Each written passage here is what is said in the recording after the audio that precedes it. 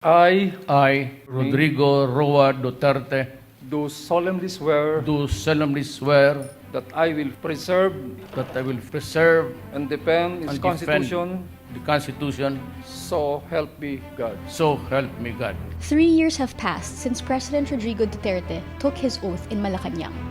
What a ride it's been. Halfway through his term, Duterte's governance style becomes clearer. Oy, kayong mga tambay dyan, pag dumaan niya ang obispo niya, hold up pa yan, maraming pera yung putang ina niya. Patayin mo! Unconventional, with a flair for drama and unrelenting approach to dissent, Duterte is making his mark on Philippine society and democracy. Let's count the ways. Number 1. The drug war has been constantly revamped after early controversies, but killings in government operations continue, with a shift in violence to Central Luzon.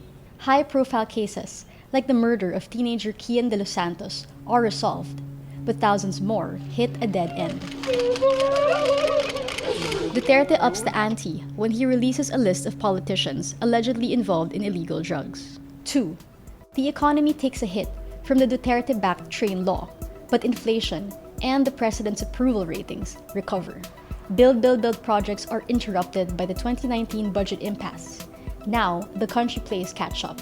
In a surprise move, Duterte shuts down Pag-asa Island in a show of political will rewarded by clean white sands and praise across the political spectrum. 3. What began as insults to individual foreign dignitaries critical of his drug war morphs into a unilateral withdrawal from the International Criminal Court.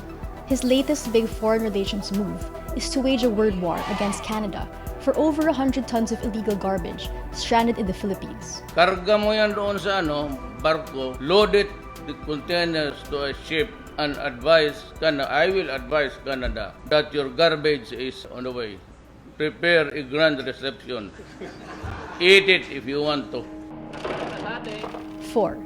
3 extensions of Duterte's martial law in Mindanao is the big domestic security issue so far. Mindanaoans will live under military rule until December 2019 as the government continues Marawi's rehabilitation that evacuees describe as painfully slow. Duterte rolls out the red carpet for Chinese President Xi Jinping as Chinese vessels swarm around Pag-asa Island, with Filipino fishermen and soldiers being harassed. Duterte and Xi make a toast while China continues its military buildup in artificial islands within Philippine waters. 5. Duterte jails a senator and attempts to jail another. He backs the ouster of a Supreme Court Chief Justice. By the time he steps down in 2022, the High Court will be dominated by his appointees. Kasi yung kuha, every time may mali talaga. Duterte threatens members of the Commission on Audit, a government agency that is a check on executive power. Apo, tangina yung kuha na yan. Litse, kung mag-kidnap tayo ng taga-kuha, lagay natin, torture natin dito.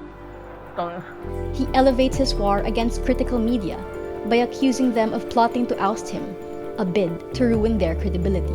If you operate an ABS-CBN, tapos manluloko lang kayo ng tao, mag-swindling kayo, I have to stop you. Rappler, your articles are ripe with innuendos and pregnant with falsity. And in the midterm elections, he and daughter Sarah managed to shut out the opposition from the Senate, assuring him of control in the traditionally more independent chamber. 6. Then there are the seemingly small things, the jokes that aren't just jokes, the threats that strike fear. Ang nire-rape doon talagang magaganda. Worth going to jail. Anong worth dying for? With every rape joke, Who is this stupid God? Stupido talaga itong putang kung ganun. with every insult to religion, Duterte is changing the country's moral fabric. For better or for worse, we have 3 more years to find out.